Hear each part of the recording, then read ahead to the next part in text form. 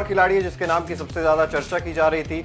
2 खिलाड़ियों ने संन्यास लिया और तीसरे नंबर पर संन्यास लिया रविंद्र जडेजा ने। संन्यास लिया था T20I क्रिकेट से, लेकिन ODI क्रिकेट से क्यों ड्रॉप कर दिया गया, क्यों बाहर कर दिया गया? तो साफ सीधे सटीक शब्दों में पूछा गया था कि क्या रविंद्र जडेजा को ODI क्रिकेट से ड्रॉप कर दिया गया है? क्या टीम मैनेजमेंट रविंद्र जडेजा से आगे बढ़ चुकी है वनडे क्रिकेट में? इस पर भी चीफ सिलेक्टर अजीत अगरकर के पाले में जब गेंद आई तो उन्होंने साफ सटीक जवाब दिया कि बिल्कुल नहीं, ऐसा नहीं है कि रविंद्र जडेजा को ड्रॉप किया गया है। रविंद्र जडेजा अभी भी स्कीम ऑफ थिंग्स में है और उनके लिए भी वर्कलोड मैनेजमेंट को देखा जा रहा है। ऐसा नहीं है कि रविंद्र जडेजा को ड्रॉप कर दिया गया है। ये एक टैक्टिक्स है, बेसिकली एक स्ट्रेटेजी है, क्योंकि इन ODI और T20 सीरीज के बाद आपको लगातार टेस्ट मैचेस खेलने हैं, एक के बाद एक 10 टेस्ट मैचेस टीम इंडिया को खेलने हैं, जिसमें इंक्लूजन है बॉर्डर गावस्कर ट्रॉफी का भी, बिल्कुल, जो कि नवंबर-दिसंबर में खेली जाएगी ऑस्ट्रेलिया में।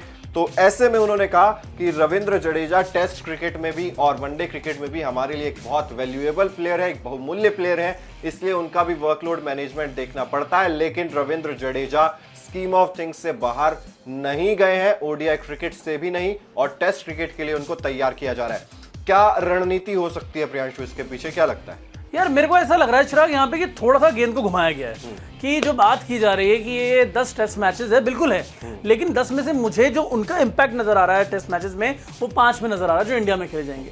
5 जो BGT खेली जाएगी वहां पे जडेजा खेलेंगे, नहीं खेलेंगे, कुलदीप भी सीन में होंगे, अश्विन भी आ जाएंगे, तो बहुत सारी चीजें चलने लगती हैं यहाँ पर। लेकिन हाँ, एटलीस्ट आपने क्लैरिटी दी है यहाँ पे जडेजा को लेकर भी कि ड्रॉप नहीं किया है, क्योंकि कुछ दिन पहले एक खबर आई थी यहाँ पे कि चैंपियंस ट्रॉफी में यहाँ पर हो सकता है कि आपको 2025 में खेली जानी है, वहां पे वॉशिंगटन सुंदर या अक्षर पटेल को ट्राई किया जाए इन प्लेस ऑफ किसके, रविंद्र जडेजा के। तो वो वाली चीज़ है, लेकिन क्लैरिटी है और मुझे लगता है कि थोड़ा सा उनको भी क्लैरिटी और जो एक विजन होता है वो बता दिया गया। और गंभीर की कोचिंग में बस ये चीज़ देखने वाली होगी कि जिसकी वो खुद चर्चा करते थे कई बार, विजन, बात बताना, यहाँ पे क्या वो कर रहे हैं या नहीं। तो मुझे लगता है कर रहे हैं। एक लाइन उन्होंने और बोली जी, उन्होंने कहा कि Indian team is more important than Gautam Gambhir. तो जब उनसे सवाल पूछा गया कि आप किस तरीके से, आप क्या सोचते हैं आप, तो उन्होंने कहा मेरी ज्यादा बात मत कीजिए, Indian cricket is more important than Gautam Gambhir. ये चीज उन्होंने बोली। और उन्होंने एक चीज बोली यहाँ पर भी, जो वो लगातार IPL में भी जब मेंटरशिप करते हैं या कोचिंग करते हैं या कहीं पर भी